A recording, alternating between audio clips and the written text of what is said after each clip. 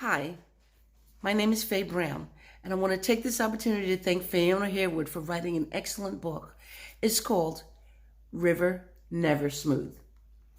Fiona writes about and chronologizes the life of a young girl from the time as a teenager, how she ignored her parents. Therefore, I took it from being from a religious perspective, that she disobeyed her parents by not honoring their mother and their father and ended up dating a young man that her parents disapproved of. As a result, she ended up marrying this man, but he was very abusive. She felt that she deserved it, and her parents said, "Make your bed hard, you lay in it." And she did it. She stayed in that relationship for years, and in spite of it all, she still justified some of it till she couldn't take it anymore. She ended up in a second abusive relationship. And she talks about how we often end up in a cycle of abuse, how we stay in abusive relationships, how to overcome them, how to listen to that inner voice that we have that tells us when something's wrong. We ignore it often. She also talks about how, as a result, she ended up having to go to the Lord.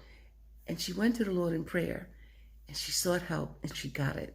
The Lord brought her through. And I think that this book is a great tool for all people, young and old alike. I think it would be a great tool for colleges and universities and for therapists to use with their clients. If you are learning to be a therapist or a counselor, this is a great tool to use. It talks about the stages of abuse, and she lets you be aware of those things when they start happening. We don't always listen to them. We ignore them. And sometimes they're so subtle. We ignore them over and over and we justify it.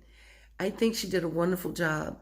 And I think that as a result, we could use this book. And I want to thank her for writing this book. It was a great read, easy to read. And you feel as though you're there every step of the way with her. You're cheering her on. And when she finally reaches that point in her life, when she says enough is enough, we rejoice with her. And I want to tell you, Fiona, she's outdone herself. River Never Smooth doesn't disappoint.